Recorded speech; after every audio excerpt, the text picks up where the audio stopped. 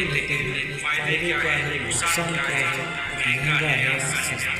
आपको एक एक सवाल, एक एक डाउट क्लियर होने वाला है। बस आप एक बार इस वीडियो को अंत तक जरूर देखिए और धैर्य बनाए रखिए। सबसे पहले हम देखेंगे कि हमारे शरीर में पोषक तत्वों का संतुलन जरूरी है, जो हमको दिन प्रतिदिन के आहार से मिलते भी हैं और नहीं भी मिलते हैं। यदि इनका असंतुलन है तो हमें थकान भी होगी, दिल की बीमारियां होगी, कमजोरी सी आएगी, हमारा मोटापा बढ़ेगा, डायबिटीज होगी, कार्य क्षमता में कमी होगी, न जाने कितनी बीमारियां होगी, साथ में इम्यूनिटी भी कम होगी, केवल असंतुलित पोषक तत्वों से।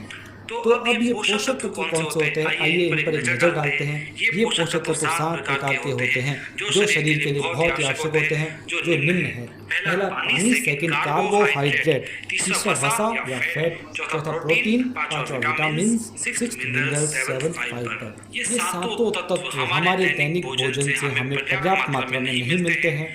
और दूसरा, उम्र बढ़ने के साथ भोजन में से पोषक तत्वों को अवशोषित करने की भी कैपेसिटी हमारी कम हो जाती है। इन सातों तत्वों में से पानी हम आराम से बाहरी तौर पर इजीली ले सकते हैं, यानी पानी की मात्रा तो हम संतुलित कर सकते हैं। कार्बोहाइड्रेट को देखें तो ये भी रोटी, शक्कर, आलू, चावल जैसी चीज़ों से आसानी से हम ले सकते हैं। फैट की बात करें तो ये तो आजकल हर लोगों में रहता है, क्योंकि ये घी, तेल, दूध, मक्खन से आसानी से प्राप्त हो जाता है। लेकिन बाकी 4 पोषक तत्व यानी प्रोटीन, विटामिन, मिनरल्स एवं फाइबर, संक्षेप में कहें तो PVMF, ये आसानी से हमें प्राप्त नहीं होते हैं, ना ही ये हमारे आहार में होते हैं। होते भी हैं तो संतुलित मात्रा में नहीं होते हैं। तो इसके लिए हमें भोजन के अलावा न्यूट्रिशनल सप्लीमेंट्स लेने होंगे।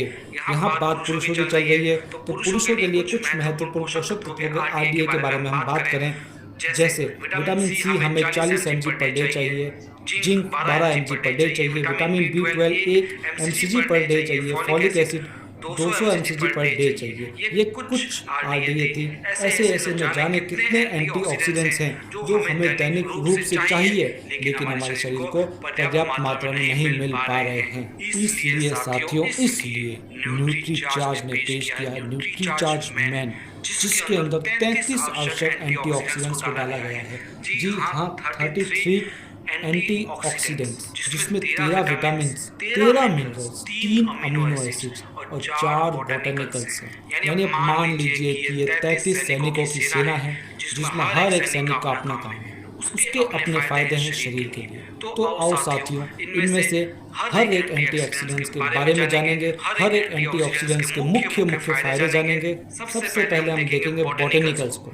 बोटेनिकल्स इसमें 4 डाले गए हैं। पहला है लाइकोपिन, जो इम्यूनिटी को बढ़ाता है, हृदय रोगों का खतरा घटाता है, फ्री रेडिकल्स को निष्क्रिय करता है। फिर है ल्यूटीन, आंखों को जो नुकीला होता है उसमें ल्यूटीन जमा होता है, जो नीले प्रकाश की किरणों से आंखों का बचाव करता है और अंधेपन का जोखिम इससे कम हो सकता है। फिर है बीटा कैरोटीन, जो एक शक्तिशाली एंटीऑक्सीडेंट है, जो शारीरिक क्षमता को बढ़ाता है, तौंधी से बचाता है, जोड़ों के दर्द से बचाव में सहायक है। फिर एक ग्रीन टी एक्सट्रैक्ट, जो मेटाबॉलिज्म को बढ़ाता है, चर्बी को जलाता है, शुगर लेवल को नियंत्रित करता है, पाचन को भी बढ़ा सकता है। अब अमीनो एसिड्स की बात करेंगे। पहला है अर्जिनिन, जो मांसपेशियों की मात्रा और शारीरिक फिटनेस को बढ़ाता है, बॉडी फैट घटाता है, यौन शक्ति में सुधार करता है।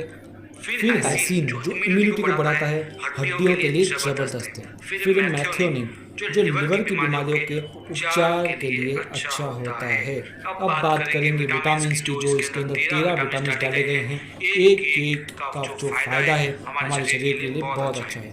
विटामिन C की बात करेंगे, जो हड्डियों की मजबूती, दांतों की मजबूती और एनीमिया से बचाव करता है, इम्यूनिटी को भी बढ़ाता है। फिर है थायसीन, जो कार्बोहाइड्रेट को ऊर्जा में परिवर्तित करता है, हृदय मसल्स के कार्य के लिए आवश्यक है, गहरी नींद व ऊर्जा के लिए भी आवश्यक है।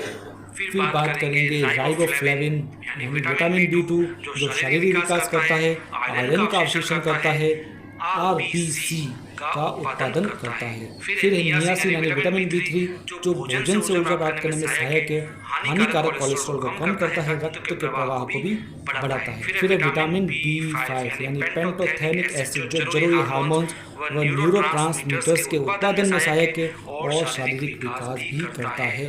फिर है पाइरोक्सिन, जो विटामिन B6 होता है, जो आरबीसी का निर्माण करेगा और प्रोटीन, ग्लूकोज व फैट के मेटाबॉलिज्म में सहायक है। फिर विटामिन B12 जो सेंट्रल नर्वस सिस्टम के रख रखाव में सहायक है, डीएनए के गठन में सहायक है और आरबीसी का निर्माण करता है। फिर है फॉलिक एसिड जो मस्तिष्क का सामान्य कार्य करने में, कोशिकाओं की वृद्धि करने में और रक्त में होमोसिस्टिन के स्तर को सामान्य करने में सहायक है। फिर है बायोटीन जो अमीनो एसिड्स व मेटाबॉलिज्म के कार्य में शामिल होता है। फिर बात करेंगे विटामिन ए, सबसे महत्वपूर्ण है जो इम्यूनिटी में, विजन में, बोन्स के विकास में सहायक है और WBC को भी प्रभावी बनाता है। फिर एक और इम्पोर्टेंट विटामिन बी के उत्पादन को रोकता है, दृष्टि हानि व मोतियाबिंद से भी बचाता है, हृदय रोग से बचाव में सहायक होता है। फिर विटामिन के जो आंतरिक स्राव से बचाता है और हड्डियों के मिनरलाइजेशन के लिए महत्वपूर्ण है। फिर सबसे इम्पोर्टेंट विटामिन की बात करें, विटामिन डी जो स्वस्थ हड्डियों, स्वस्थ दांतों, स्वस्थ मांसपेशियों, स्वस्थ नसों व इम्यूनिटी के लिए इम्पोर्टेंट है। अब ये तो बात थी विटामिन की जिसके हजारों फायदे हैं, लेकिन अब बात करेंगे मिनरल्स के बारे में जिसके फायदे भी कोई कम नहीं होते हैं। जो पहला है कैल्शियम जो हड्डी और स्केलेटल को मजबूत करता है, हार्मोन्स का स्राव करता है, रक्त वाहिनियों का फैलाव करता है।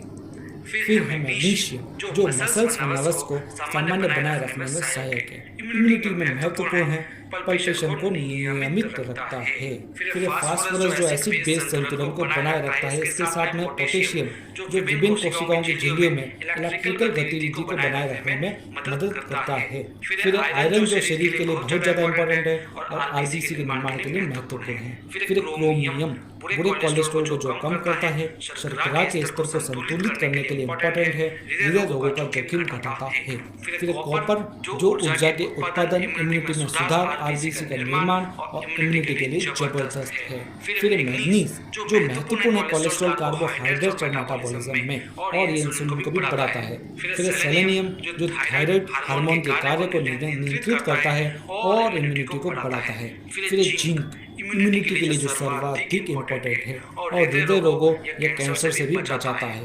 फिर है आयोडीन जो थायराइड हार्मोन्स का प्रमुख घटक है जो प्रोटीन निर्माण एंजाइम्स के कार्यों को नियंत्रित करता है।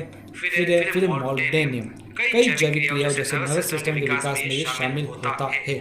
फिर वेनेडियम जो हड्डियों व दांतों के निर्माण में अत्यंत आवश्यक है और इंसुलिन के कार्यों की नकल करता है। तो साथियों ये तो थे एक एंटीऑक्सीडेंट्स के फायदे। इसमें से सबसे कॉमन फायदे थे इम्यूनिटी का बढ़ावा, एनर्जी का बढ़ावा, यानी न्यूट्री चार्ज में एनर्जी बढ़ाएगा और इम्यूनिटी बढ़ाएगा।